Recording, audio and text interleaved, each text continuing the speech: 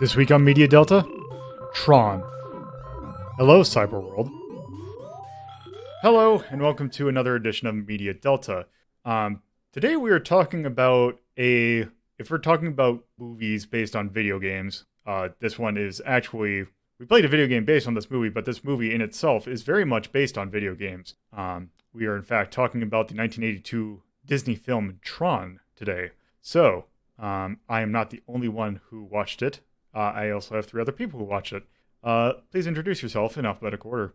Hi, I'm X, and I'm all about the Pentiums, baby. I'm Norman Rafferty, and I've actually seen a Foonly supercomputer. Hi, I'm TorpidTypist, and I am here for this tight-fitting, not spandex. Yes. So yes, Tron. Very interesting movie. Kind of made during kind of a weird period in Disney's history. They were kind of not doing great at the moment.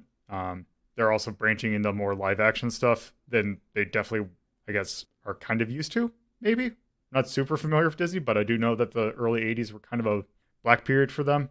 No, they were definitely in a bad spot because this is 1982.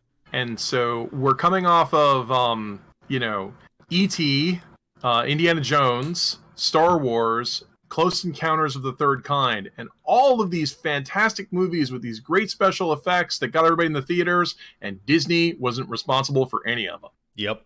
I was gonna say, I think only even remotely big animated movie they did at the time, like the Black Cauldron. The Black Cauldron was not pretty. It wasn't, but I think that was like one of the only. Because when was Rescuer? That was 77, wasn't it? The Rescuers is the 70s. Black Cauldron doesn't show up until 85. This is like... Wow, was it 85? This is the era of The Fox and the Hound. But most importantly, like Disney, used to be making stuff like 20,000 Leagues Under the Sea and Mary Poppins and The Absent-Minded Professor and all this impressive special effects stuff.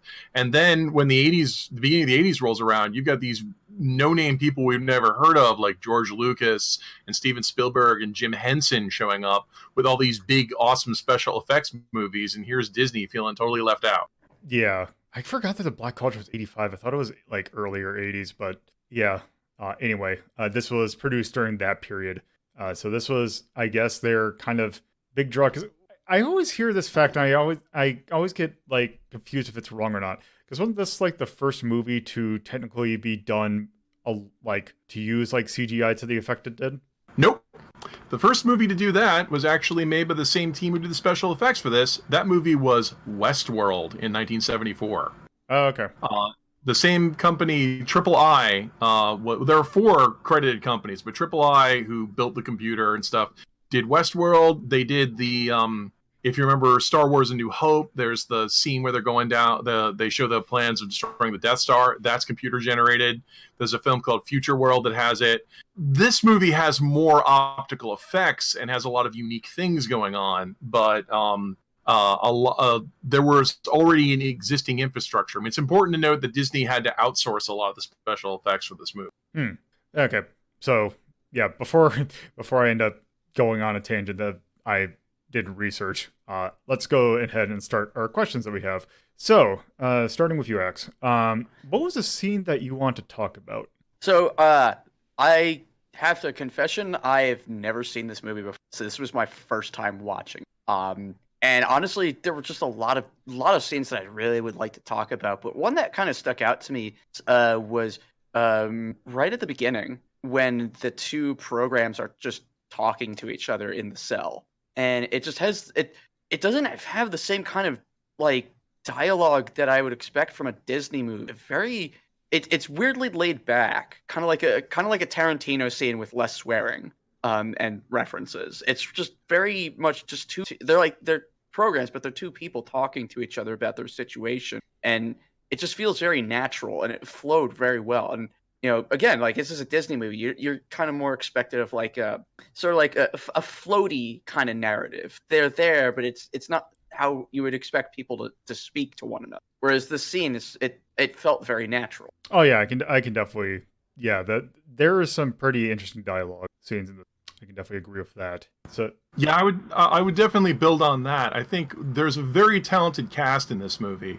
You've got a whole bunch of regulars, a whole bunch of really good character actors like Bruce Boxleitner, Jeff Bridges, and David Warner, and some other, even the ancillary characters like we just mentioned. When they're on screen, the director does a really good job of letting them play a lot of stuff naturally.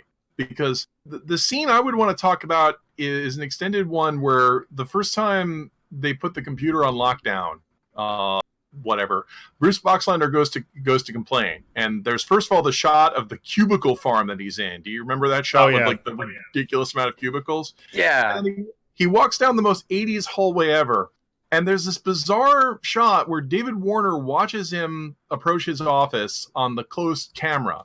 And so what David Warner does is he turns his chair around, so instead of facing the door, he's looking out the window. He knows Boxleitner's coming in, but he turns his chair around. Boxleitner opens the door, and then David Warner turns his chair back to face him in a sinister fashion. And that just cracked me up, because it was like he deliberately set up that power move right there. And I don't know if that was a directorial move or an actor's move, but the movie is filled with like little touches where the actors are giving this movie 110%. And that's one scene I would want to point out. Yeah. My favorite, the thing that I noticed, it's like, oh, right, this is an 80s movie, and that desk that he has, that just has like the screen on top of it, just the giant glass top.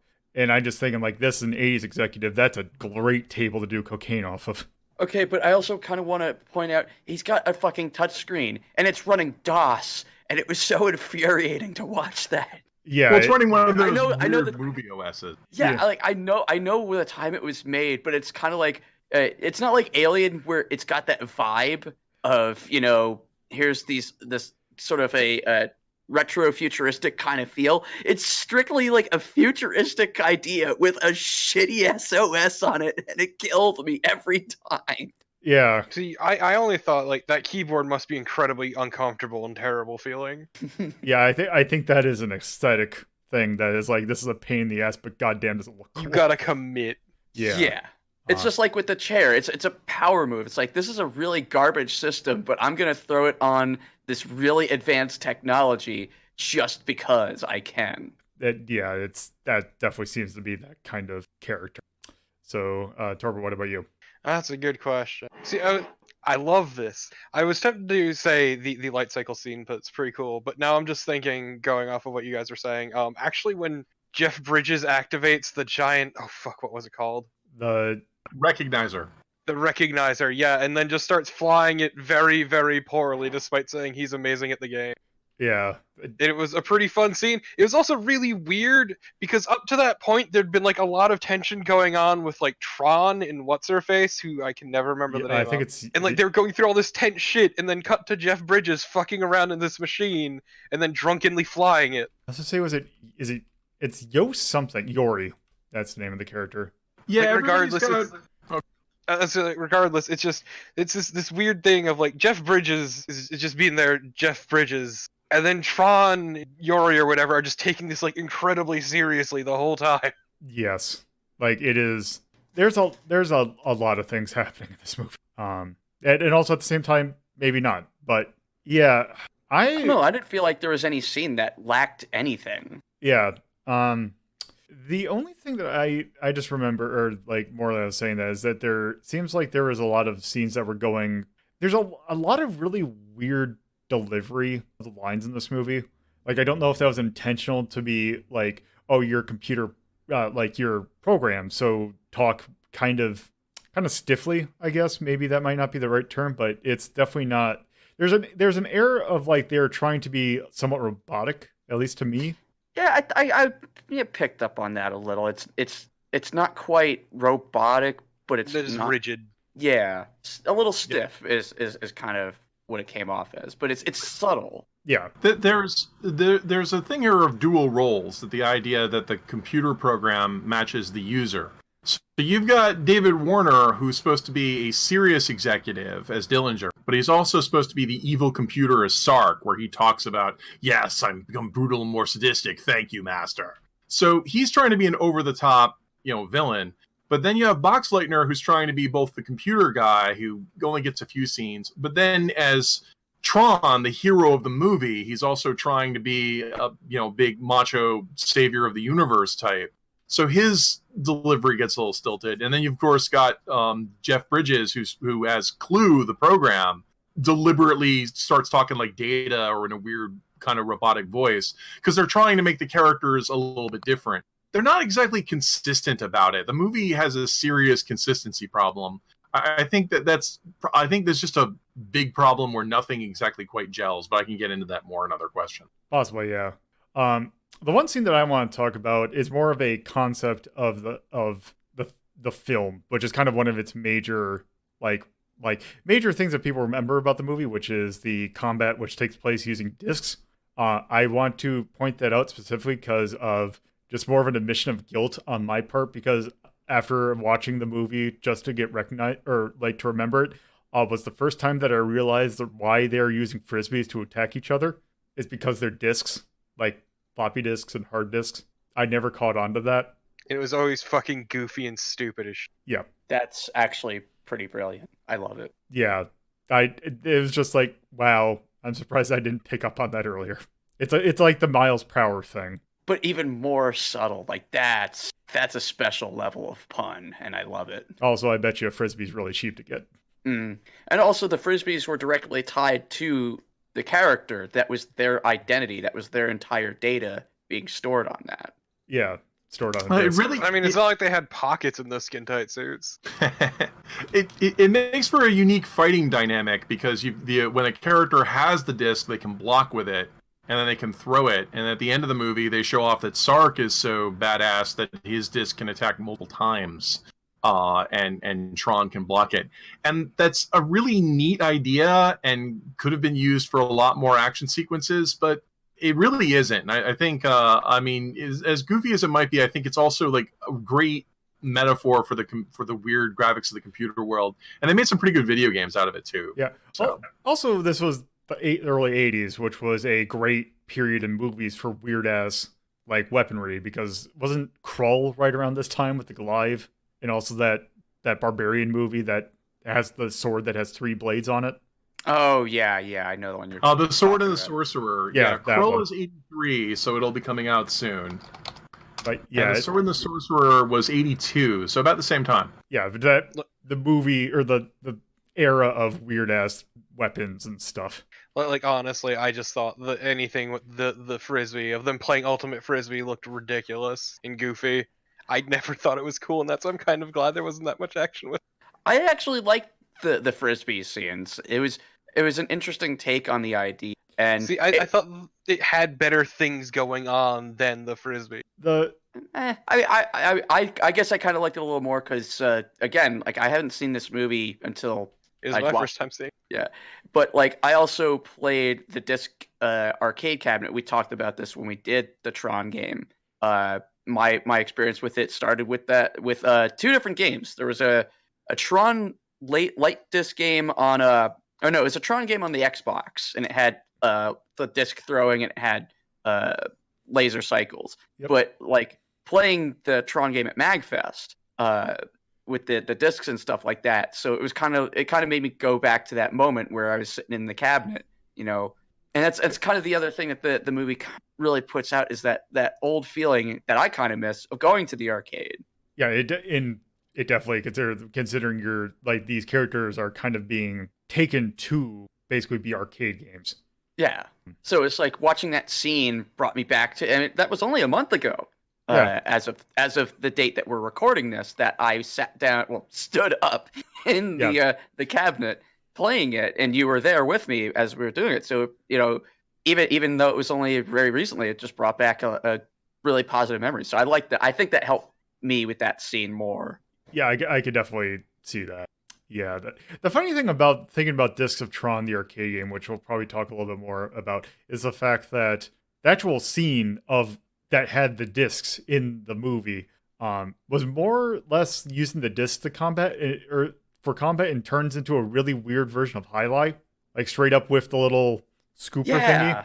Yeah, that was very weird, because you didn't have the scooper and the characters didn't have the scooper in the arcade cabinet. So now I don't think they were using their disc. They were picking up something else and just hucking at it each other. Yeah, it was. Yeah, they just hucked an orb onto like a ceiling tile, no less. Yeah, I mean, if I remember correctly, Highlight had a really big boom in the early '80s. So they probably just wanted, it was like, okay, here's this weird sport thing that's becoming popular. Let's kind of make it kind of like a weird cyber thing. Although I think you're in Highlight, you're throwing it at a wall. So Confession, I only know about it because I've seen it on Archer. I only know about it through Miami Vice, so it's the same kind of thing. Yeah, highlight is like handball or squash, where you're hitting a wall repeatedly. They in the video game Tron, they hit the ceiling. So yeah, they did combine the because there is a discs match. Like they have a scene where Tron faces off against 4 guys in a cross, but they decided to combine that with the weird highlight game, and it made for a really nice 3D cabinet. Oh yeah, that cabinet's really neat, if a bit small. Also, it's great going through this movie with like my familiarity being the movie they did a while back. Oh right, the sequel, Tron Legacy from 2010. Yeah, Tron Legacy, and I also saw that first. just remembering how much Tron did dirty in that.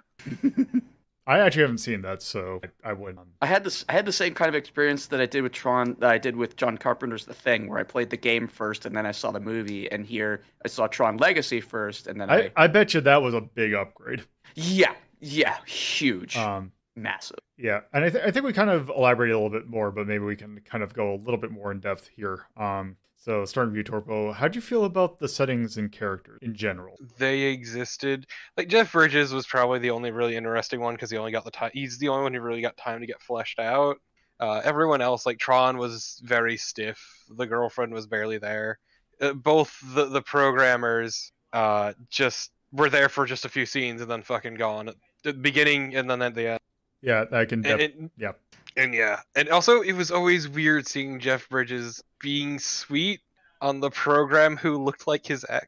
Yeah. Yeah, it was uncomfortable, that scene. Who but like kind of, I think, is implied to be Tron's girl, or like Alan's girlfriend. Yes, she is. Yes, straight up him. is. Yeah. And the programs are connected too. Her program because and his of the program. whole user thing they mentioned before. Yeah. And also, Yeah. It's a romance that didn't need to happen. Like, and it goes nowhere too. Like they have the two of them kiss, and then that's it. Like nothing happens of it in the real world or in the virtual world. It's just sort of it's awkward and uncomfortable, and could have been done without. Yeah, I think the only connection that Alan and I forgot who the actual name of like who Laura. Okay, so Alan and Laura, I think in like I know in the video in Tron 2.0, which I think might be the game that you played, Axe. Might be. I believe they get married and you are playing as their son in Tron 2.0. I don't know what their connection is in Tron Legacy, because that probably is that game is probably not canon. But yeah, it's a very weak kind of romance that I think was there just to fill a check mark. Yeah, it's a thing. And if we're talking about this, what else was I gonna say? The villain, not the main villain, but what was it? What was the program's name? The Master Control Program. No, the lackey. The lackey. Sark / Yeah, Sark was a actually pretty fun villain. The Master Control Program was barely there again. But like Sark was actually a really good villain, really enjoyable throughout the whole. Definitely one of the more memorable characters. Yeah, it helps having a really good actor. Also, shout outs to the man with the penis hat. Oh yes, Dumont. Well, Dumont was the user, I think. Or is Dumont the program? Dumont is the program. Dr. Gibbs is the guy from the lab. Okay. Yeah, Dumont was I think in the tower, and he was stuck in that weird disc. suit. Yeah. The one with the yes. He had a penis hat. That was the most notable thing. That's P3N15. No, it was penis. No, it was 8. No. Or no, it was 8 equal D. Yeah. I mean, tilde. So I think the movie really does have a problem where the characters are woefully unrealized. I mean, they wanted to have a comic relief character called Bit, which could only speak in yes or no, and it shows up 1.5 times. Yeah, and like 2 times. Once at the beginning, out of nowhere, and then midway. Getting some feedback. Oh, sorry. But the big weird thing that that struck me as odd when reviewing it is, okay, so you've got Master Control Program, who's the villain, right? And Master Control Program basically talks just like David Warner does. He uses a couple of weird computer things. There's this early part in the movie where Master Control Program says, and now I'm going to absorb every program in the world and take it over. So this is the motivation. Master Control Program is going to take over the world, and if he's not stopped today, the entire world becomes slaves of Master Control Program. Yeah, that gets forgotten and completely disappears. Yeah, it's like okay, the Master Control Program was this thing written by David Warner's character, whose name I also forgot. It's like, it was like, okay, you're kind of the big thing to keep the company like all secure, and then it's like, oh nope, I'm just going to just take over the world. Right, and when they introduce like Tron or Flynn, who could figure out the Master Control Program was going to do this because they have the necessary skill set and could remind us of the urgency, that thread is completely dropped. And that's a unifying problem with the movie, where we never get a lot of exposure in the characters' motivations, or they just seem to do things because they're supposed to do them. Everyone feels weirdly disconnected from their own movie. Yeah, I can definitely see that. I mean, I could kind of be lame and just say, well, that ties into the fact that it's a movie about computers, so it works aesthetically. It's just like they're in a computer. It doesn't work critically because nobody liked this. Yeah, that was also the fun thing, is it felt like Jeff Bridges was living his own movie. Like, everyone else was in this super serious state, being super serious, and Jeff Bridges is just off in a corner fucking around. He's on the playground, and everybody else is trying to like do their taxes. I did like the scene where he shows up in the cell and as Flynn, and says, "Hey, just so I have a story to tell everybody when this is all over, can you tell me what's going on?" Which is an interesting delivery, because it means he's not doing the thing where in a lot of these 80s movies they would say, "This must be a dream, I don't believe any of this," or dropping lame pop culture references. He's somewhat engaging it, but also not revealing everything, which is pretty cagey, and that's interesting part of his character. But like I said, it's like he's supposed to be there to get evidence that his computer programs were stolen, and that's kind of lost when he's trapped in the world and doesn't want to die. But it seems like they're just missing if Flynn's scared he could get killed, that never shows up. If Flynn or Tron realize that they need to stop MCP before it controls the world, that also never stops up. These would be character building and motivation things that just aren't there. Well, the other fun thing too is when like Jeff Bridges realizes he can't die. It's like any threat to him goes out the window, and he just kind of keeps on being stupid. And also that whole trying to find evidence of his programs being stolen thing was just this weird bare bones motivation that doesn't matter for most of the movie. And then they just shit out this little report on paper that wouldn't hold up in court. It would not hold up in court. No, it has no actual proper information. It's just a fucking printout. There's no actual copyright. There's no actual connection. Signatures, nothing. Seal, nothing. Nothing. Shit, we get thrown out so fucking quickly, and the payoff on it is so ludicrous. Yeah, well, the problem is the movie just ends without going into any of it. Fucking ended. It was so weird. Yeah, I was gonna say the time I want to say from the time that the Master Control Program is destroyed to the start of credits, I think is about less than 5 minutes, because it's like it ends, he dies, the printout happens, the executive guy looks sad, Jeff Bridges comes in a helicopter, Journey plays, credits. But that's the thing. Comes in a helicopter as the CEO now, yes! because he killed the previous CEO. This is how this works. Yes, no, he gets that flimsy fucking evidence that literally would just get laughed out of court, and they go, "Oh, well, I guess you should be the CEO of the company then." That's not how it fucking works. I kind of want to point out that why is the climax of the movie he gets all of his programs back, instead of you just save the world from being conquered by a supercomputer? That's supposed to be the climax of the movie. That's the thing. Jeff Bridges never took it seriously to begin with. And that's why I like that part of it, is that it really ties well into his character. His character wasn't motivated by saving the world. He just wanted to avenge his being wronged by this person he worked with. And saving the world was just some secondary thing that just happened to be on the way, and it works for his character.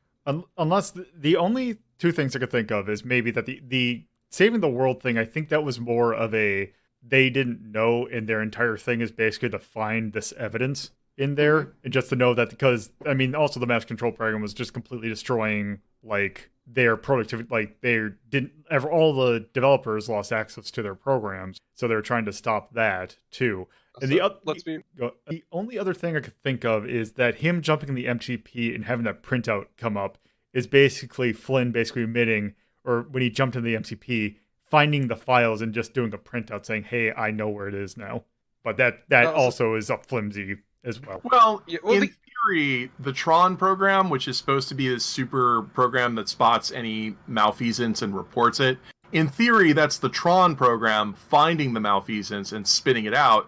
But they never say that, so no one actually knows that. Also, the other thing is, it's great because Jeff Bridges only really cares about death at the very beginning. Then he realized there is no death, and just fucks around. That's all. Yeah. That's all he does for the entire movie, because he realized there's no consequence. Yeah. As I say, we kind of went on about that. So I think did we all get a word in about the settings and characters? Well, we totally did. You didn't ask me directly. Okay, Axe, do you have any specifically? Actually, I don't know if I asked Rafferty directly either, but just either of you, do you have any specific thoughts about the settings or characters? No, I just complained that I think the movie's disjointed, that there were opportunities they could have engaged us and then didn't, and I don't think those were good decisions. And I think the fact that the movie didn't engage with audiences, confirms that. I mean, so I guess, I don't know, because I didn't get that same feeling. I can understand what you're saying now that I give it a second look and I'm hearing, your side of it. But my viewing of it I felt a lot of enjoyment watching it. Even the disjointed bits that I can look back and go, yeah, that seems a bit odd. And yeah, I could see the plot holes, but I gotta be honest, I see why this.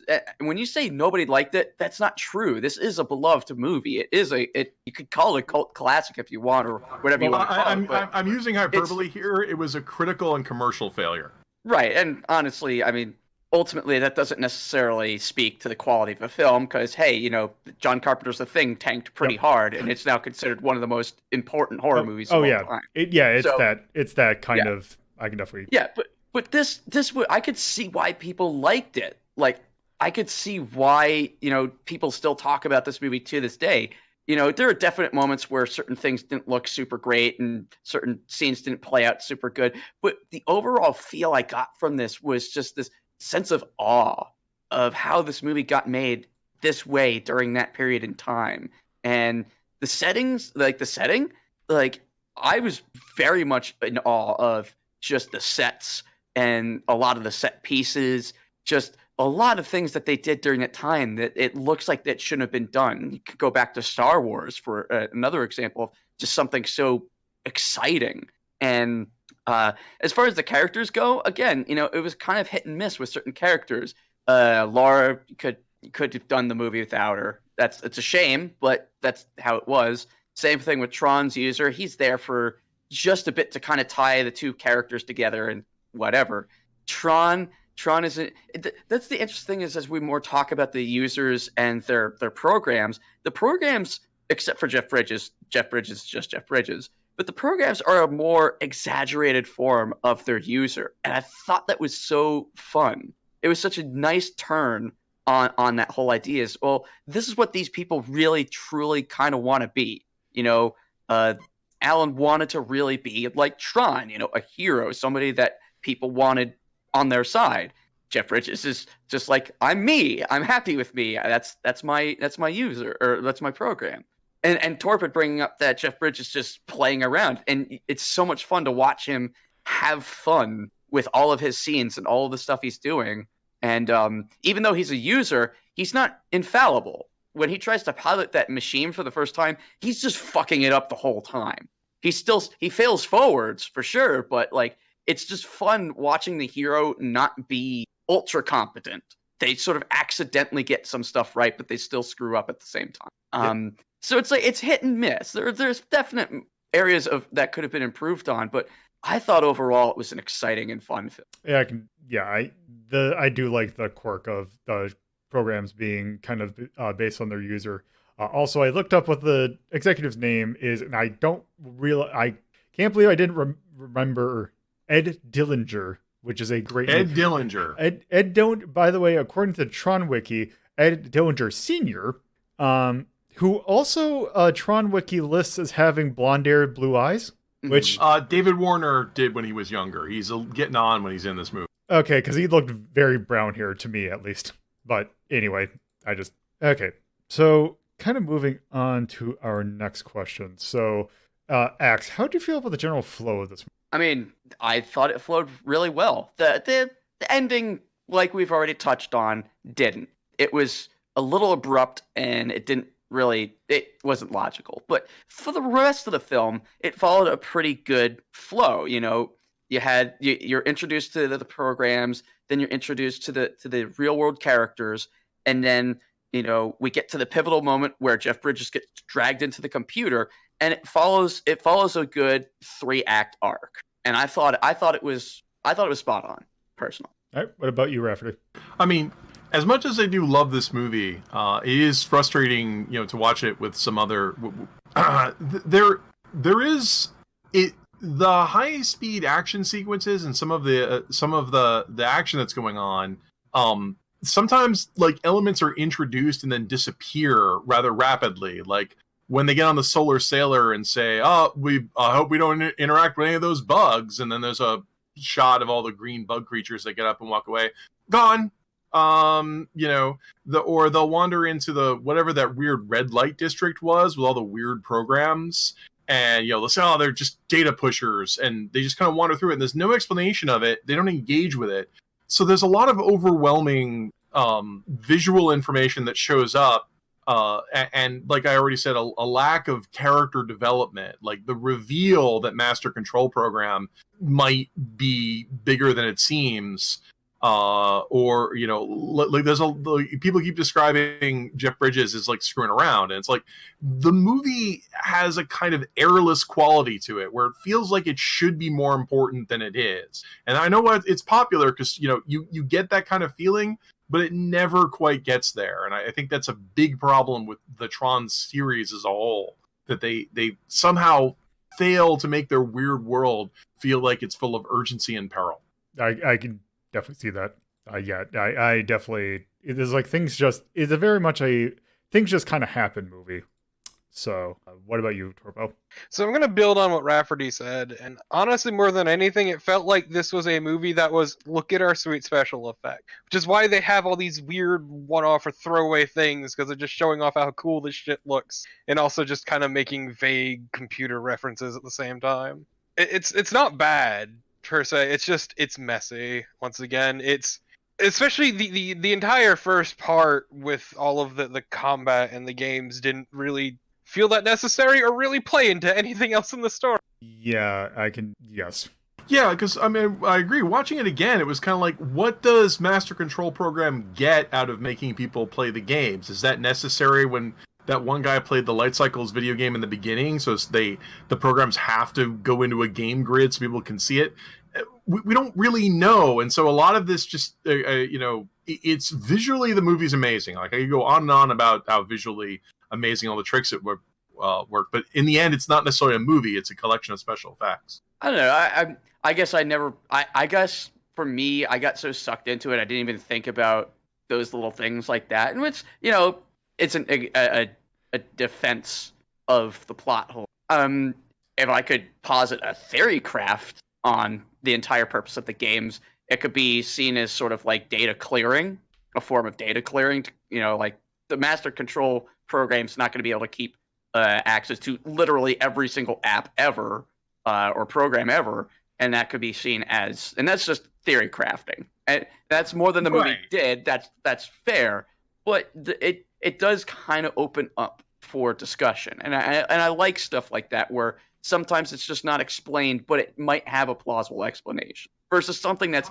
not explained but just completely stupid and you could never possibly. Right, or is he training an elite force of warrior programs so when he goes to conquer the world, they'll go places? Or is he training up, but that doesn't happen. Or is he training them because once they become ultimate death machines, he can then absorb their functions and be better? But that's not how the movie climaxes. It climaxes with him absorbing a bunch of non-combat programs.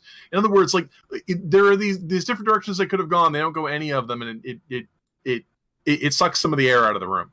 It flounders around a bit, yeah. Yeah.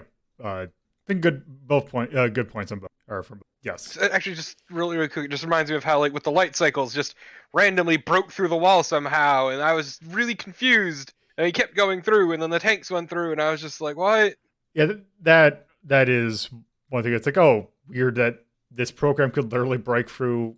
I don't know if the fourth wall is the right term, but break through a literal wall in the field. Man, I wish I had written all those tank programs. So yeah, I like that. But what I think in that scene bugged me, was the light cycles move at angles, but now they can move in full 360-degree direction. Because they're locked to the grid. Okay. I guess. Yeah. It's, I don't know, it's fucking stupid. It's a movie that never really tries to explain itself too much, and that both works for and against it, really. And like, I find myself, like, we all know I'm very particular and I'm very critical, but for some reason with this movie, I'm willing to forgive almost all of its little sins here and there because it's just so, the rest of it's so well put together. The little issues just aren't that big a deal. They really aren't to me. Yeah, I never got that sucked into it, honestly. I mean, I can't believe you would fucking disagree with me, Torpid. This is bullshit. It's almost like taste is subjective. Yeah, no. I mean, I hadn't seen the movie for about 20 years, so we watched it for this stream, and I'm actually a little more charitable than I used to be because I thought like I said earlier, I think the performances are really strong, and there's really something really good that wants to get out of this movie. But yeah, the complaints I've been having was just like, there's so many different directions it could go, so the directions it does go just feel a little frustrating. The whole red light district scene again, where they wander in this place and they could have talked to the locals or find out like why we care if they have in an IO port access or something. There's just like give me something to hold on to, give me something to cheer for or to understand. And so it's a movie with a lot of high concepts, but it doesn't seem to know what it wants. Yeah, because especially that scene, it's like, oh, hey, here's the equivalent of red light district. We're not going to dawn on the connotations of what that even supposed to equal, but they just kind of had it. It was like, oh, hey, here's some eye candy. And I have to kind of point out it is a Disney film, so them lingering too much on that probably wouldn't have worked. Yeah, that also, yes. So we kind of have to take that into account. Is there's probably a version up somewhere where they did go into a little more detail of the Porny district, and Disney's like, no. I think just like that entire district in general, because there was like these people in monk's robes just kind of walking around, no like clue of what their deal is. We get told by Tron when he talks to Dumont that programs want to access their users. But most of what we get is RAM and the weird accounting program in the gladiatorial arena. This could have been there could have been people queued up or other ancillary characters who could have been talking about how stuff is shut down or we can't communicate or this is detrimental. And like I said, maybe rumors about what Master Control Program is really up to. And if Flynn didn't encounter any of that, that could have been interesting. And instead, anytime, literally no one talks to him. Like literally when he wanders through these districts, he encounters no resistance and doesn't have any encounters to talk to anyone. And you've got Jeff Bridges. You could have had some more excellent encounters there. I don't know, like Jeff Bridges wasn't really as big of an actor as he was then, like back in the early 80s. Was he in anything? I don't think when I looked through, I don't think I saw anything major until I think this is one of his biggest movies at that point, wasn't I think? I'm going to be honest, it says a lot about either that scene or me that I do not remember that red light district scene. It lasts less than 5 seconds. They walk past a couple of characters. It's after next scene. That's about it. Yeah, it's immediately after he crashes the wrecking. And actually, Jeff Bridges was in 1976 King Kong, where he played a signature role, which was a huge success. So he was a big name. Oh, okay. Also, being the son of Bo Bridges also helped. But yeah, I think That's King Kong in 1976 was a big deal. I would say again. I think we kind of all went in place. Did everyone get a chance to talk about Flow? Yes. Okay. Yeah, everyone did. So I think we also talked about this a little bit. So I think we're starting with Torp on this one. What are your thoughts on the aesthetics of the film? It looked neat, it looked flashy, and all the skin-tight suits looked fucking stupid. Also, you mentioning skin tight suits is reminding me of Tron guy. Yeah, oh god, yeah. But the fabric on them looked so weird too. It wasn't like just straight spandex. It was, ugh. Yeah, I didn't like the way they looked. Tron guy annoys me because you did notice that they wear tunics and loincloths in the movie, but for some reason Tron guy does not. That's really creeps me out. To be fair, it's like 50-50 if they're wearing anything over it. There's a big difference between somebody who shows up with the kilt on and someone who shows up without the kilt. But yeah, I thought it was neat. There was definitely a lot of like effort put in and all that. Like it did a lot visually, even if like I think it looks goofy, especially now in the year of our Luigi 2020. But I still think the visuals at least were neat and distinct. They were very distinct. I like that because I was trying to see if I can find any detail on what they were actually made out of. And the only Tron costumes I can find are one based off Tron Legacy, which are a very different design. Oh no, you're right. They're spandex. They're white spandex or black spandex with white markings on them. Like everything's black and white. The original designs are all black and white. Any color that you see in any of the computer spots is added in post. Huh. Often with a gazillion compositing shots. They could only film everything in black and white because they had to do like a matte exposure so they could later composite it later, and they have to do another light shot on the actors' faces so you could actually make out their expressions, and all this light upon light upon light. And also this is despite the fact that the visuals are from a computer, it's composited using optical film. So they would make the digital look and then literally have that on a screen while a camera took photos of it. And then they would have to like layer these on top of each other by knocking out the actors with black and then compositing them in 3 or 4 shots, which would take hours to do and required a special film camera that had to be 100% in sync. Otherwise, you'd lose hours of work. And like this is just like a filmmaker's like compositing like technical marvel achievement, which by the way will not win a special effects award from the Oscars. Yeah, also explains why it had that weird texture to it. I don't just mean like all the circuitry and whatnot. Yeah, so if you see the outfits without that, like it really looks just boring black and white. But then they had Sid Mead, the tech designer who did a lot of stuff, including Blade Runner and that stuff, and he did those geometric shapes. And then they apply the colors to the geometric shapes, and the movie just looks amazing. Like nothing looks like this movie. Yeah, it definitely does. I'm trying to look. I'm actually curious because I was looking up what all won that Oscars thing. And weirdly enough, actually, now that I think about it, I think this is actually a movie that I think is going to come up in a Media Delta episode. But the winner of the 54th Academy Awards, Tron was not even recognized in this. Chariots of Fire actually won for Best Costume Design, and Raiders of the Lost Ark won Best Art Direction. Okay, so I can at least agree with that. Yeah. Also, Best Film Editing was Raiders of the Lost Ark, which again, it's Chariots. I don't remember Chariots of Fire being that good of a movie, so I know it was very highly. Vangelis, that's it. That's my extent. I mean, Vangelis's thing in that movie is the reason why we're going to take a look at it, because it's been used in so many other things in video games. Also, I was going to say, this movie may be more technically impressive, but I do think Raiders of the Lost Ark deserves it more. Oh, I would. This is technically impressive and interesting, but at the end of the day, you see that guy's face melt? It fucking melted so good. Ah, just melt that wax. It's on Netflix right now. Yeah, all of them are. All 4. You mean all 3? No, all 4. All 3 films. No, I hate that attitude that's an argument for a different episode. I would fucking argue that one till I die.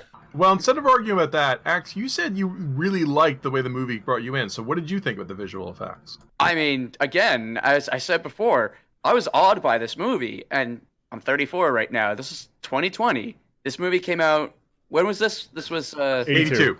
82, all right? And I get the same feeling I got when I watched John Carpenter's The Thing. You know, the special effects in that were fucking amazing then, and they were still great now. This movie holds up. There are moments where you can kind of see through the magic, And I could tell where the sets were and where some of like the green screens were, but it was still just exciting to me. Just visually, there's just so much happening. There's a lot of energy to everything going on. I know computer. The color choices they went with they just stuck out. There were little things here and there, like the machines that fly in the air with the arms that kind of like stomp down. They didn't make any sense to me. I didn't understand what their design was meant to be, what their purpose was in terms of computery. But Well, they're a video game thing. yeah, but like I don't know. But anyway, just like visually, this movie pops almost constantly.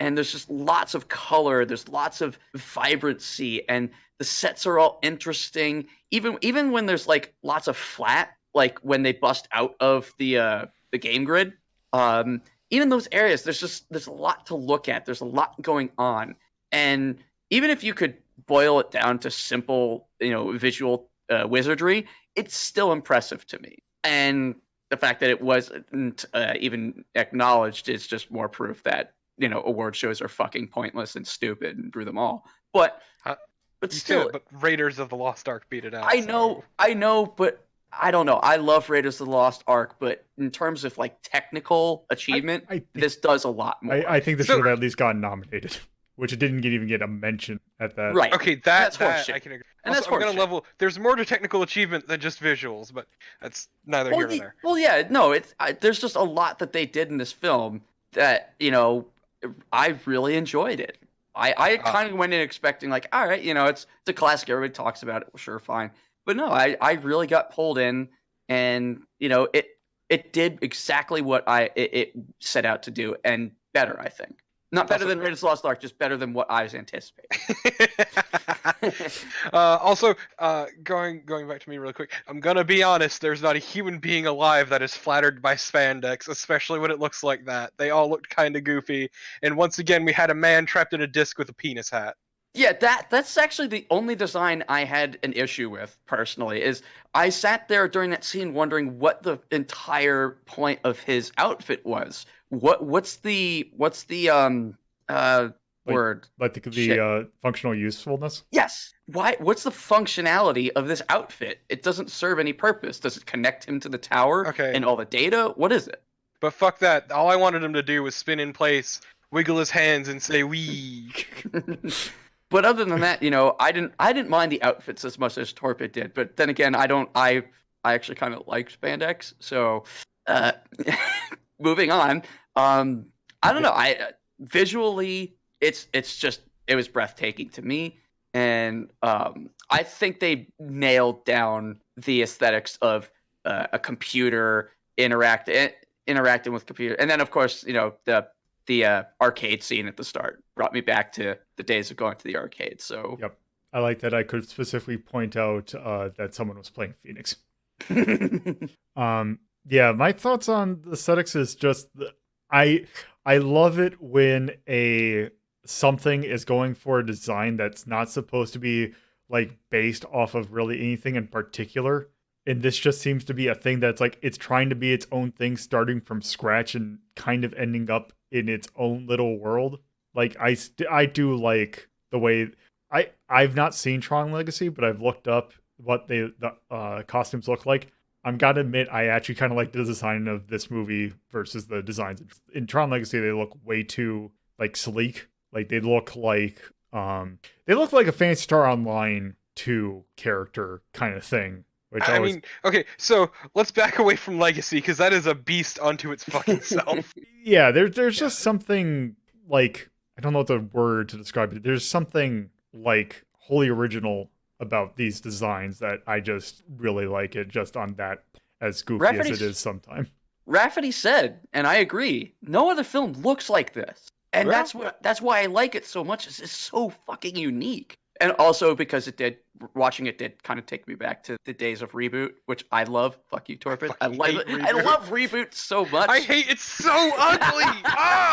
So I mean, like, it's worth noting that most of the designs in this movie do not use texture mapping. Like, everything is, like, flat regions of, color. And if they have to show dimension, they'll show it through having, like, jagged landscapes. Like the canyons are never just on grids. They're all these jagged angles, or they'll be when Jeff Bridges can't control the recognizer, it goes through this very weird kind of basalt canyon that has ups and downs. Yeah. If anything, I think one of the things the movie sells itself short is whenever it's showing speed or motion, it looks amazing. Everyone remembers the light cycle scene because that grid zooms by. And the escape sequence is also a little dramatic because there's zooming and there's motion. And then there's Jeff Bridges cloning. And then the climax is some people kind of standing around and a vehicle that moves kind of slowly, and then Jeff Bridges falls off kind of slowly. But it moves slowly until it doesn't. Also, going back to the light cycle scene, the one thing I do want to point out that is very goofy is the little, like, they're standing up and then the position they have to take to get into the light cycle happens way too quickly, and it looks really weird. Yeah. Mm-hmm. And also, it is fun to note that there is a street legal light cycle that you can purchase. And it's like a couple $100,000, but you could drive your own light cycle. That sounds like a really good way to hurt yourself. Yeah. I wish the movie had kind of doubled down on the weird kind of video game physics of turning at right angles, the falling in slow motion, or the large landscapes. That if we'd seen more of that kind of weird interaction with vehicles and that kind of stuff, it would have. Because it's drawing from the vocabulary of video games. Back then, Pac-Man turns at 90-degree angles, or the rally, that's just how that stuff looked. Yeah. And the tanks kind of turn like the armor tanks in a vector-based game. So it's drawing from that vocabulary, and because it looks kind of like a video game with that, everything is a black background and things are large shapes, without necessarily being like literal. Like the Tron Legacy movie literally makes things have raster edges on them. Well, what I liked about the design was how you mentioned that it's a lot of flat surfaces, and then they used lines. They used line and color, specifically blue, to create angles and sort of show depth and shape. And the way they did it was just fantastic. It all really works well together. I always come back to when he goes inside the machine, and just the set that they're standing on stands out from the rest of the background as very obviously the set, but you can tell where everything's supposed to be just by the lines. That's the only color that's really truly needed in that scene. It's just those blue lines showing you the angles and shapes of this particular structure, and I love that. Oh yeah, this movie, like later when movies like The Phantom Menace and almost every movie after that, like The Avengers, would be filmed on a small stage with backgrounds digitally composited in. And this Tron movie is doing the same thing in 1982 with computers less powerful than your cell phone.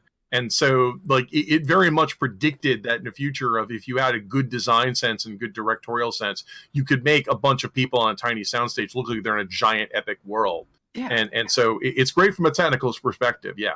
Yeah.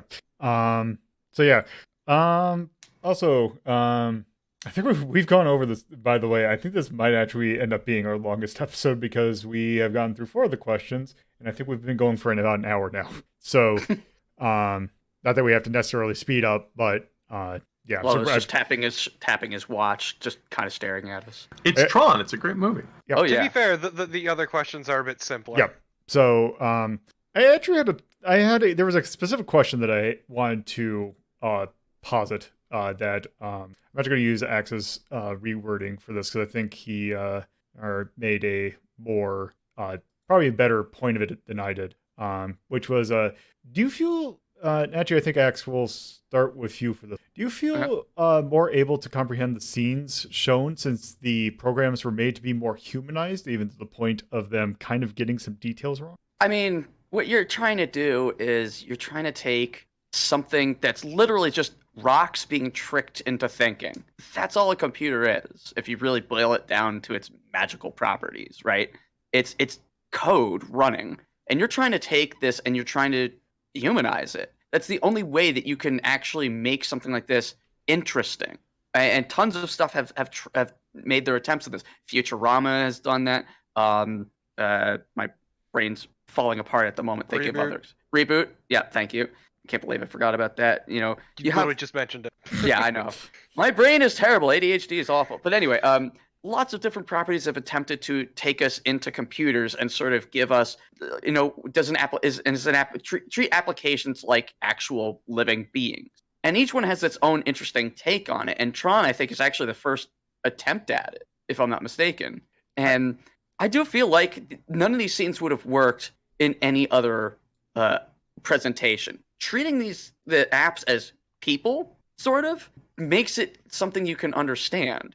If you were just talking about EXEs and DLLs and shit like that, your average person's not going to know what the fuck is going on. Hell, half the time, the people who work on computers don't know what the fuck's going on. I know, because I dealt with my IT group a few times. Fantastic. But yeah, I honestly think taking it in this direction made a lot of the scenes a lot more understandable and definitely a lot more relatable. Yeah, I can definitely agree. I'll leave my thoughts. So, Rafferty, what about your thoughts? Oh yeah, see, I would agree with that. I think it's supposed to, like, you've got this good idea here where they're trying to show the parallel of, the program version of Tron versus Bruce Boxleitner in the real world, or Warner's alter ego, and that could be made into a weird phantasmagoria. Like, just make it like, this other weird world where Flynn is considered basically a god. But you've also got that weird disconnect where it's never entirely clear why Master Control Program is clamping down on this religion of users. Like, I know it's a Disney movie and we're saying, like, well, they can't show a red light district as a Disney movie. Well, showing a weird kind of religious, idea that programs worship humans as gods, while that sounds kind of neat, it's kind of underdeveloped in the movie and it's kind of confusing, like why they do that. The programs are well humanized because we actually see some of them die, because we see 2 of the accounting programs actually die. And that's supposed to raise the stakes that, when Ram dies, Flynn needs to, avenge Master Control Program for making these, he's evil and kills all these guys. But it's also worth noting that people tend to forget that actually happened by the time the end of the movie. So on the one hand, they are trying to humanize them. On the other hand, I think they're kind of missing the mark. There's something missing there. And so I think it was a good idea and they had good acting talent. It just doesn't happen. All right, what about you, Torpo? So I'm going to keep it relatively simple by saying I feel it works in the context of this movie because it's internally consistent in the way everything works. Though normally for me, this sort of thing doesn't work at all. I don't enjoy the whole humanizing computer programs because computer programs' logic is so completely different. And also because me as a person, I break programs all the fucking time, so it just kind of loses any impact for me. Torpid's Tron would just be the programs randomly glitching out and trying to kill each other at random intervals. Also me slipping through the world at random, yeah. Yeah, just constantly just like falling through the world. Just like always like they're like feet in the ground. Or viciously vibrating into a corner up a wall, yes. It basically your whole world's just a Bethesda developed It's a nightmare game. Yeah. You're always walking at an angle so you can go up any slope. Exactly. But it's kind of my point, though, is just like my experience with computers is just proven to me that this sort of thing will never land, I guess, for me. But in the context of the film, I feel it worked really well because it was internally. Now I kind of want to see an isekai where you end up in a computer. Dude, that'd be fucking horrifying. But it's a computer world based on your experience. It wouldn't computers. be a fantasy, it'd be a horror. I died and was reincarnated as Todd Howard's personal puppet. No! No, I don't want to play hockey. Yeah, so my thoughts on it is that I understand that because I have done development in things like assembly language and base C and very rudimental, like very low level like languages, and had to like spend half a year studying the very internal architectures of like all the bits of a CPU. So I can definitely see they get some things slightly off, but at the end of the day, I'm not the audience for this film. And I think that this film does actually kind of somewhat illustrate the way that the way that a computer works. Even though it gets some things a little fuzzy, I do feel that it does get kind of close. Like closer than anything else I feel has gotten to kind of trying to like actually replicate some of the stuff. True, but I also feel like it hasn't aged that gracefully because computer programs and computers themselves have become incredibly complicated, like incredibly complex compared to how they were at the time. Yeah. If we were still using the same kind of computational architecture of like that existed at the time, then I would still say yes, that it still holds up. But yeah, with the way that like UIs and such, like I'm just thinking of how like Ralph Breaks the Internet works and how it kind of shows that if you were to compare the way that that movie kind of showcases how like and just Wreck-It Ralph in general kind of does it, and I know that they're not going for anything super accurate, but I do kind of feel like that Tron goes a little bit towards accuracy, which I at least kind of appreciate what they're trying to do, although I don't know how much that resonates with a general audience. I don't know. Every time they brought up some computer jargon, like it just seemed weird. Like you have Clue talking to his bit, asking, "Can we merge with this memory?" And then they slide into a canyon and they travel with the glowing purple bits, which apparently are memory, and then kind of slide like back marking out. off check boxes. Yeah. Yeah. It as a computer experience, it's got some of the metaphors and the visual, but it really feels a lot more like a fantasy, drawing its imagery from computers than anything that approaches. I mean, once again, you guys are complaining about the climax. The computer spit out the information that said Flynn was right, and all you guys can do is say, that wouldn't hold up in court. I mean, obviously the computer stuff doesn't hold up for you. I mean, yes. Yeah. I mean, no, not really. That's not... No, that one scene doesn't undo everything else that is done. Yeah, there are inconsistencies. You kind of expect that because you're fantasizing the inside of something that's so deeply complex, and you're trying to create something that's relatable. But the computer spitting out a document that literally could not hold up in court is not just basically killing off the things that it does get right. That's not, those two don't I think match. it's a plot hole versus a anachronism, maybe. I don't know if that's a proper term, but it's a different writing. Like I said, I'm not quite.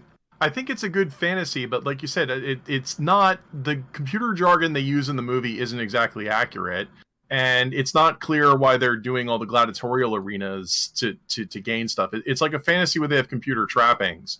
If it's supposed to be accurate to the way the computers actually work, it's not like there's only one copy of a program. You can, start another instance of the same program. Yeah, but that's the thing is we're not. I don't think they were going for accuracy. That's I think where I was trying to say they're getting closer than a lot of other things, but they definitely don't get things 100%. But they're trying to in a way that won't confuse a general. They're building off of the actuality and fantasizing it to a higher degree. What's nice about it is a fantasy, because when you look at movies like Wreck-It Ralph or The Elephant in the Room, Ready Player One, the computer, the modern internet is presented as a group of easily identifiable media properties. Here's the Gears of War game. Here are the Disney princesses. Here is the Iron Giant. And you can interact with like truly visual representations of your favorite media. Whereas in 1982, Tron is a fantasy world of weird polygons and shapes that vaguely correspond to the video games and programs that you meant. So Tron's more of a fantasy that uses those kinds of metaphors, whereas a lot of modern interpretations of computers are just literal. Extremely literal, or just Well, don't forget one of the first Emmy-nominated episodes of Futurama was the episode where they first go into the internet. And they also did a fairly similar sort of literal interpretation where your avatar can fly through space, and then you basically go into physical structures that serve as the actual websites. Yeah. And they also had their own interpretation of video games in the future where your avatar does a Nick Arcade style thing where you're actually sort of in there, except not on a green screen. I was devastated to learn that it was a green screen and not them actually somehow being put in the game. God. But right. I was just saying, like, today when people like talk about being immersed inside the computer, it's represented as being, relatively realistic or a collection of modern day video games. Tron could only have been made in 1982. I can definitely agree with. I think it's sort of that disconnect works heavily in its favor, because the more realistic we try to make these fantasies, the more I feel they don't work super well. Yeah, because I hope you're sitting down. Do you guys remember the movie Flight of the Navigator? I've heard of it. Yeah. Yeah. Okay, Flight of the Navigator would only come out a mere 2 years later, and it would use the same computer technology they used to make Tron. And Flight of the Navigator has that spaceship that reflects things. In other words, this window of everyone in black and white with these big full-color windows, only a couple years later, they would start doing photorealistic rendering. So yeah, this literally was the only time this could have been made. I keep on confusing the Flight of the Navigator with The Last Starfighter. Also the same production company. And also looks a lot more realistic, blending the human actors in spaceships. And like after this, you get Star Trek: The Next Generation, where all of the ships would be CGI. So yeah, I mean, this was just that narrow window in history of that tech window. Yeah. So, moving on from that question. This should be a relatively simple one. Torpo, how do you feel about this being a Disney movie? It doesn't feel like a Disney movie at all. That's all I can really say. I know that there's a hidden Mickey somewhere. I just can't remember. Found the hidden Pac-Man real easily. A hidden Mickey just sounds like a drug. I mean, it technically is, but it's called yeah, Flipping exactly. Mickey. But that's what they're also called. What about you, Rafferty? I don't think there is a hidden Mickey in this.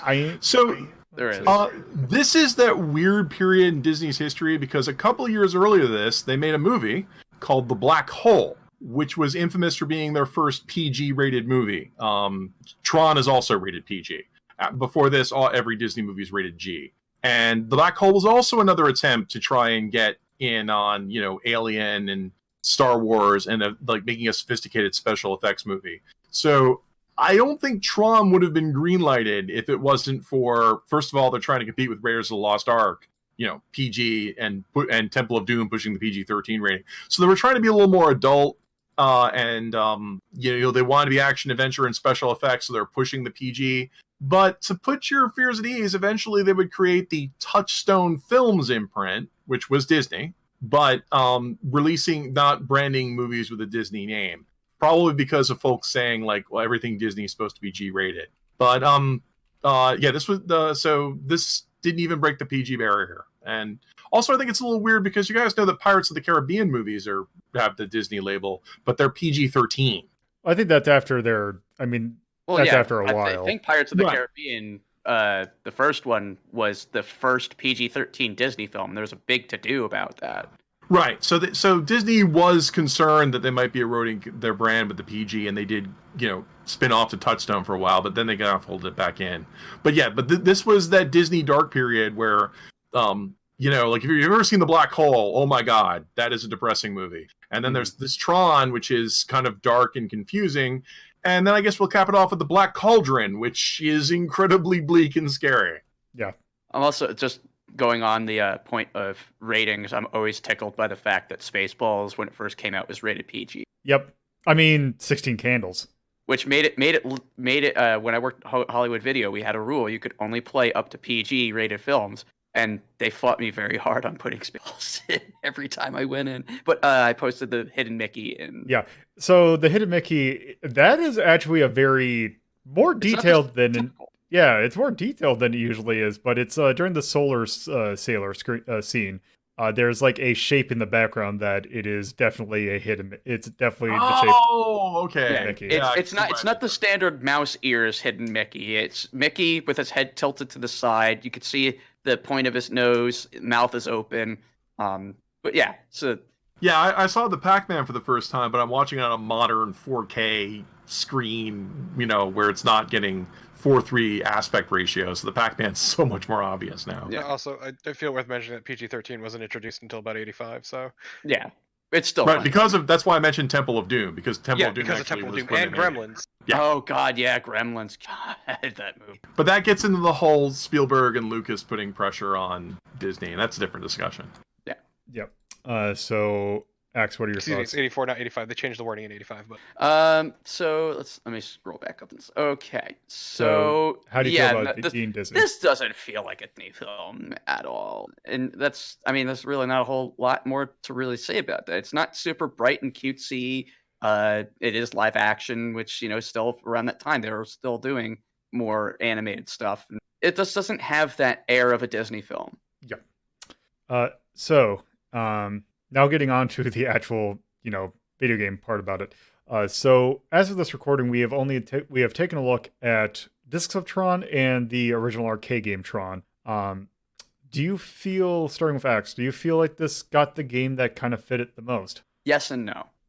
No, because that strictly Tron game that you play with the mini games, Yeah. it was fucking terrible and was a terrible representation. Discs of Tron, very good representation. Now, we did get a chance to look at Tron 2.0, probably won't because I don't think we can grandfather that in. However, that is a fantastic representation of the games portion of the Tron movie. Honestly, so I mean, I would say overall, yes. I think it did eventually, in the long term, get enough media in terms of games to properly represent the property. Yeah, okay. What about you, Rafferty? And you guys are so harsh on the Tron arcade game because I have to completely disagree. I think the Tron arcade game is pretty good, but you're supposed to play it with a knob on one side and a controller that has two different triggers on it. Even then, if I had to, there is a definitive Tron game, and it's Tron Deadly Discs, which was ported to a variety of platforms. Mattel and Television were the guys who made a gazillion Tron games, most of which are incoherent and terrible. But Tron Deadly Discs, where you run around and you throw discs at people, and there is the special that if you have your disc on you, you can block with it. But when you throw it, you have to wait for it to return, which has a risk versus reward. And as the game goes on, you get more and deadlier fighters with different moves. And that, I would say, is the definitive Tron, because that embodies what is supposed to feel like disc fighting is supposed to be. And it's unique to Tron. So that, I would say. But also, I haven't played, was it Tron 2.0 is what they wound up calling him, or was Tron Killer App? I've not played that, nor have I played the other movie games that they made, so I can't say what the quality is of those. They look very Prince of Persia. Yeah.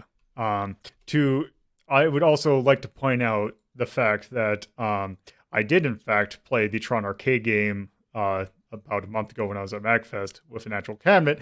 I will still say that game does not control well. Oh man, okay. To each their own. The using a joystick to control, like a flight stick to control that game, is not great. The knob is perfectly fine. The joystick is the issue. But yeah, that's the only way you could kind of control that. So Torpo, what about you? I think with time it got all the games it deserved, that interpreted it fine. And granted, the focus was, if memory serves, usually on the game, because it's really hard to interpret the rest of the plot, which kind of just... I think just in general, yeah, it got the stuff it wanted. I don't feel like they add anything to the movie, because they just felt more like interpretations of what... I mean, most definitely. Like, that Tron arcade game is literally just, okay, here's a scene from the movie, play a mini game based on. Yeah, like they're neat and they interpret the movie just fine, but also I don't feel like that at anything. All right. So last question, Torpo. Seeing those games, did that give you any sort of preparation for seeing this? No, because the games are only within the first act, and they are just this relatively short span of time before the grand adventure begins. All right. What about? Well, literally all my familiarity was with the games and also the bit at the very, very end, which doesn't even last long. And it doesn't really apply to me because I saw the movie in the theater before the games came out. Fair enough. So Axe, you watched this movie for the first time here. So what are your thoughts on seeing the games first and then the movie? I mean, the games and all that only don't make up the bulk of the film, but they are iconic.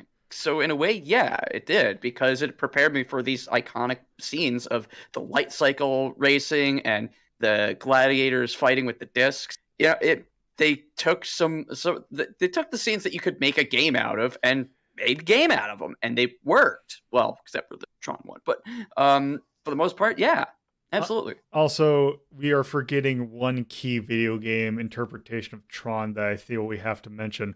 The fact that in Kingdom Hearts 2, there's an entire world devoted to Tron. Yeah!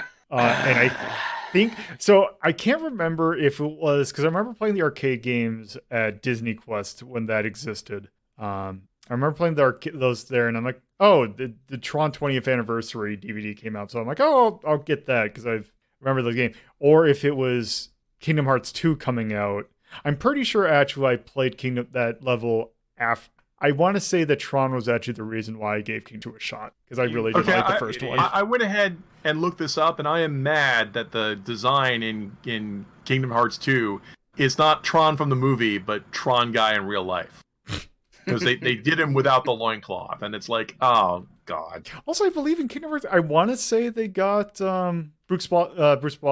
Yeah, they did. Yeah, they got him. Bruce Boxleitner. He's actually he's been in every single thing regarding Tron. So Yeah, he's wasted in the Tron 2010 movie. They just happened to do a cameo. He doesn't even do the Tron character. Yeah, I said Tron gets fucking done dirty in the second one. which is funny considering that that's the name, literal yeah. name of this thing. But Yeah. yeah, also considering the other movies that Bruce Boxleitner is kind of spending his time making, I think that he's probably happy to go and do Tron stuff. Because I'm pretty sure he was in a couple of the Sharknado movies. Or no, he was in Transmorphers. Excuse me. Oh God, yeah, that was that. What that was Asylum, isn't it? Probably, but yes. So yeah, that Yeah, he does voice Tron in the Kingdom Hearts 2. Yeah, I just said that. So I think he voices Tron in Kingdom Hearts 2, but I can't be sure. Yeah, I'm looking it up. Yep, that is in fact Bruce Boxleitner and voicing Tron Have to in doubt Kingdom Hearts 2. Torpid on this one. And he was in the video games too. He's in Evolution. Well, he's like in all the games. You're absolutely right. Yep. Yep. So I think that kind of wraps up our discussion on Tron. So so we can now get to the point of ranking this. So we are going to be ranking this on our 1 to 21 scale, where 1 being considered absolute mastercraft and 21 being considered absolute garbage, not even fun to look at, or not even fun to even make fun of. It's just bad. So starting with Axe, what would you give this? All right, so I want you to just do me a favor and give a definition of the top 4. Top 4 names for the tiers, because apparently I'm doing this wrong. I mean, so number 1, which is Universal Mastercraft, that is basically, there is extremely little flaws with this movie. It's not a genre thing that it's like only certain people enjoy this. It is a general audience who will really enjoy this movie. I guess in this case, movie, but this piece of media in general. Yeah. Number 2 is Niche Mastercraft, which is basically really good, although the top of a particular genre, or just being really good and having some slight flaws that some people might throw some people off, or just in general having something lacking of Universal. Like there's something up with it that can definitely throw people off. It lacks mass appeal comparatively. Yes. And Legacy Mastercraft are just really good games, games media, whatever. And they just kind of they're older and have been done better by games like that come since it, or movies in this case, but are still relatively hold up really well. 4, I'll kind of combine 4, 5, really and 6. Good. Okay. Yeah, 4, 5, and 6 are just, it's really good, but not quite. I guess based on that, then I would go with 2. I would say there are some flaws, as we've kind of discussed. However, it still holds up, and honestly, I haven't seen a movie do what Tron does better, personally. And I still think it definitely appeals to a lot more people, despite its critical results. But I don't think that I think because of some of the little flaws, it couldn't sit at 1, and that's where I am so sorry. All right. So, Rafferty, what are your thoughts? I mean, for the record, I love this movie. Okay, but the problem is just like recommending it to other people, because there's lots of stuff that I love that, I would probably put this around, let's see, your midpoint's what, 12? The midpoint, 11 is mid. Yep, the exact mid is 11. The exact middle is 11. I mean, it's a watchable movie that's fun, so I could put this at like 11, and it's got some fun, nothing else looks like it. So I could put it at, I'm going to be really generous. I put it at 9 because the acting performances are good. Visually, it's stunning. It looks like anything. But to be honest, it's not. The more you try to engage it, the more confusing and frustrating it becomes. A lot of people point out they don't like the ending. A lot of people don't like the bizarre pacing of the movie, where it's hard to understand the stakes. And so as much as like looking at it, yes, totally agree. But everything else about the movie, I can't rate any higher than 9. Okay. What about you, Torpo? I'm so sorry, Axe. I'm going with 11. You're garbage. It's You're perfectly dead to fine. me. I don't think it's really that good of a movie. I think it's perfectly okay, and that is really what I feel. You're dead to me. Okay. Yeah, I mean, I would second fine. Torpid. I'm The being effects generous. are neat and unique, but like as an actual story, it's not particularly good and kind of messy. Okay. So me trying to compile those together. So I mean, I could literally just average it real quick, just to kind of give us a. Okay, but Lolo, how do you feel? Yeah. Is the question. Yeah. Well, I just kind of want to see what this average goes to, just to see where it goes. That puts you at 7, which so just a point of comparison. We don't have anything at 7 in media. We do, however, have some stuff at 6. So in the kind of this movie area, we have 2 6s. Actually, no, we have 3 6s. We have the Mortal Kombat movie, we have Mappy, and we have The Hunt for the Red October. Comparing them to that, because I would definitely say it's north of 11, it's like higher than 11. Absolutely. I would even say it's probably even in it's definitely at least in kind of the bluish area, 7, 8, or 9. The thing that I would say about it is that just there are some inconsistencies with this movie. The flow is kind of weird. This can be a movie that you can really enjoy. Obviously, I mean, as we're having our discussions, we can definitely see that. But I don't think that it hits quite as high as the Mastercraft or even the Indigo, which are 4, 5, and 6. Because I would say, as a point of comparing them to the stuff that's in 6, I would definitely say that I know Mappy's kind of more of a, your taste may vary, but just it was a more consistent thing with Mappy. Whereas Hunt for the Red October and Mortal Kombat, I still feel that those movies are more there is more good to those movies than this. Maybe not a whole lot, but there is some. Because also, just to give you a kind of a floor kind of thing for the 2 9s that we have, which are the Street Fighter 1994 movie and also Area 88, the OVA.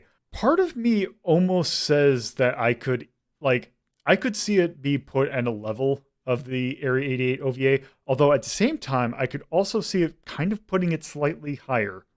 Just because the OVA had some really weird things, like its ending almost completely killed a lot of our enjoyment of that thing.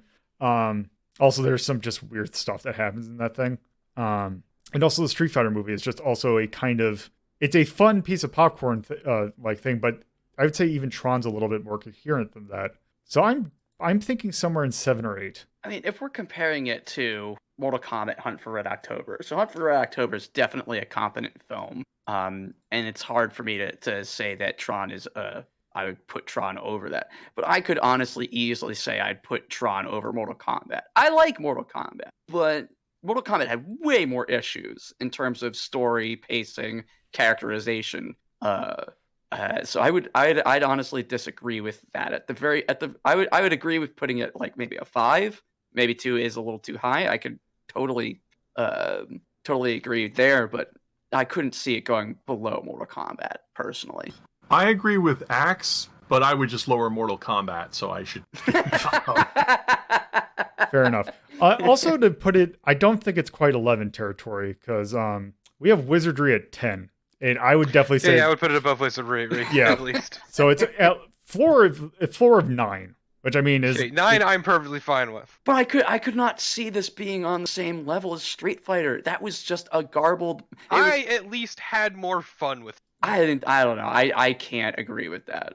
See, I think this is the problem with rating systems. While I think Tron is a movie that I think everyone should see... because I think with the old rating you had like for historical interest, I think Tron is a great movie to see, but it's to see it for the technical more. It's kind of like Citizen Kane, where it's like a lot of people when they see Citizen Kane today, they're not as impressed by it because yes, Citizen Kane's technically impressive, but by now everyone's ripped off Citizen Kane to death. so it doesn't show up that much. It's like it's a good movie to see, but if you're expecting to see like a movie like we saw, like even Mappy or Mortal Kombat, you're probably going to enjoy those more than seeing Tron. But at the same time, Street Fighter was only watchable because it was dumb and Raul Julia made that film. If he wasn't in it, it would have been miserable. Whereas Tron stands fine just on its own. It's an enjoyable film without any necessary, like, you can only enjoy Street Fighter if you make fun of it. Tron can be enjoyed just on its own merits. I don't know. Penis hat I and disagree. weird ending. Okay, so it had a penis hat and weird ending. It also didn't have Jean-Claude Van Damme's terrible acting. Jeff Bridges was like the only real character in that fucking movie. Right, but still, the movie was way more coherent and had a better pacing and plot and overall acting than all of Street Fighter. Street Fighter was just super bad camp, and you take out Raul Julia's performance, and you just got a pretty garbage Van Damme film. I don't know. They make a lot more memes out of the Street Fighter movie than they do out of Tron. I mean, I'm not going to base my decisions on memes. I think that's also that can be a damning statement as well. Yes. Because there is an argument to be made about the there's an argument to be made about the whole Street Fighter is more of a movie that you go into it knowing that it's bad and still having they kind of almost lucked into it being bad, like into it being funny bad, because Street Fighter could have been a lot worse had it not had certain key things, but it's what it turned into in the end that made it what it is. Whereas Tron, I feel there is at least an element that should be at least appreciated, the fact that it is, for being original, I do feel that is something to be kind of noted. That they were trying something different. That is something that I can kind of give it a little bit of a...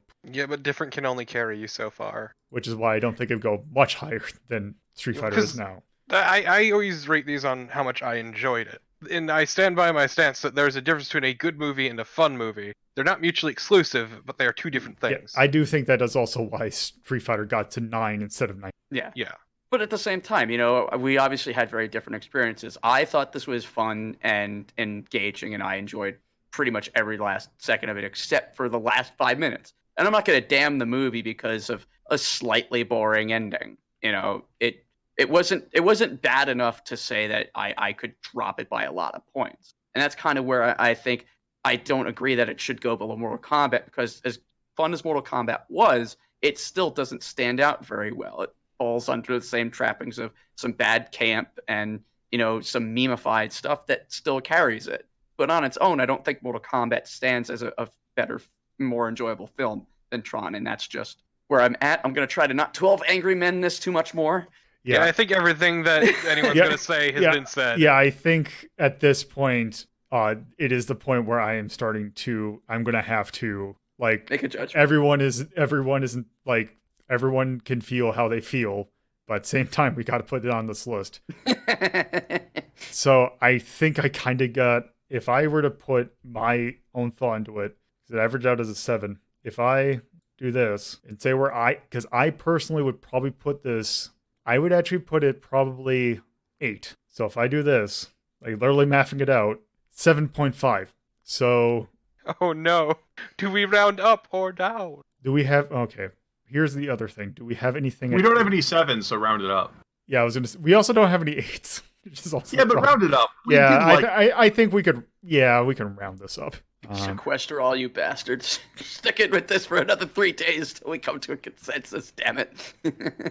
Nope. I think podcast not lasting that long. I have shit I need to do. But I really want to quote Torpid's favorite joke, which is Earthbound fan excited to play game for first time. Yes. So Tron fan excited to see movie for first time. Also, I was wondering, I'm like, why are we, like, I was looking at the episode number, and why is it, like, not 15? I'm like, oh, right, 15 is us taking a look at Adventures of Sonic the Hedgehog. Which that one, also another one with a spread on it. 2 tall tales. Yeah. Well, I'm sad you didn't choose the babified one, side B. I did. Yes. Oh, I'm so pissed that I'm going to miss that. Either way. Why did I choose not to? Either way. Yeah, I think we need to, let's see, what's the time at? The time's at an hour and 40 minutes. Oh, God. Jesus fuck. So We're a full-length movie. I think We're we might have. actually longer than the movie. We're pretty sure all the movie podcasts I listen to are 3 hours, so we're ending on time. All right. How can So you sit and listen to people's shit talk for 3 hours? probably because they don't. 'Cause they probably, The answer is it's background noise. Moving on. yeah. So we're putting Tron at 7, which is still pretty. It's pretty high. It's above average. So yep, there's Tron. There's that movie. It's at 7. Until somebody. Yeah, until we look Nobody's at it. gonna invalidate these. You say that. I mean, they can. Not for a while though. Anyway, so with that, let's go ahead and plug some stuff before Why are we not before gonna we give leave. it like thumbs ups? Oh, right. Wow. Wow. Okay. So, is Cut that there? out? Look, we've been going for an hour, over an hour and a half Hey, for a thing that well- was made. Moving. I'll take Okay. the reins here and say so. Since So Tron, our just to point out the categories since we don't have the list up on the thing. So our categories for doing thumbs up are music, music charm, cinematography, act or theatrics, action, and art history. Which one thing I do want to point out, since it didn't really come up, the music in this movie was provided by Wendy Carlos, which was a pretty good soundtrack, and also should be recognized as one of, I think she is like one of the first prominently trans people working in movies. So right? She did the Hooked on Classics synthesizers. Wendy Carlos, Vangelis, and Giorgio Moroder, and you have the 80s. Okay, So well, it's I guess also they couldn't thumbs up get Vangelis. cinematography and art. Done. Yes. Yep. So music, Torpid wants out. cinematography, and art. I don't even know if I go nay for like slow, but I thought I felt every. I think we're good. All right. I think that does it for Tron. So now let's go ahead and play. So Axe. Yeah. All right. Hi, I'm Axe. Twitch.tv/AxeImmortal, and Tron is a great film. All right. To celebrate computers, because I think it's awesome, I'm Norman Rafferty of Sanguine Games. So this week, to celebrate this podcast, Bleeding Edge, our game of cyberpunk and super friendly computers, will be on sale. At Drive-Thru RPG. Yeah, it'll be a drive-through RPG and Studio 2, but I think the sale's only a drive-through RPG. I guess that for me, twitch.tv/TorpidTypist or at TorpidTypist on Twitter. And I'd like to plug this giant gaping hole y'all put in my fucking firewall. You're plugging a lot of holes in these That's all I can podcasts, think Torpid. about. All right. So It's a euphemism. yes, that will do it for our discussion on Tron. So next week we finish our look at the Adventures of Sonic the Hedgehog by taking a look at some episodes that I may or may not have totally picked based on what their Sonic segments was about. Yeah. Also the final episode of the thing, but not Sonic Christmas Blast because I felt that one was cheating. Anyway, so yeah, that'll do it for this episode. Thank you all for listening. This has been another episode of Media Delta. If you would like to view the entire list of rankings for yourself, you can go to r3.ldp.life to see the Resonance and Essence list that Media Delta covers, as well as the other lists that are covered by our sister show, RetroRank Rhapsody. If you'd like to watch RetroRank Rhapsody, you can watch it live on Fridays at 7:30 p.m. Eastern Standard Time, Saturdays at 2:30 p.m. Eastern Standard Time, and Sundays at 1 p.m. Eastern Standard Time, live on Twitch at twitch.tv/loadedpuzzlo. Or you can view any of the episodes anytime at youtube.ldp.life. If you would like to help with hosting costs, you can go to patreon.ldp.life and help out with a $2 or $5 pledge. If you would like to discuss this episode and any other episode of our community, you can join our Discord server at discord.ldp.life. If you want to follow the show on Twitter, you can follow it at Hazeltown Story, or you can follow me, your host, at LoloToPuzzlo. Thank you for listening, and I hope you come back for the next episode.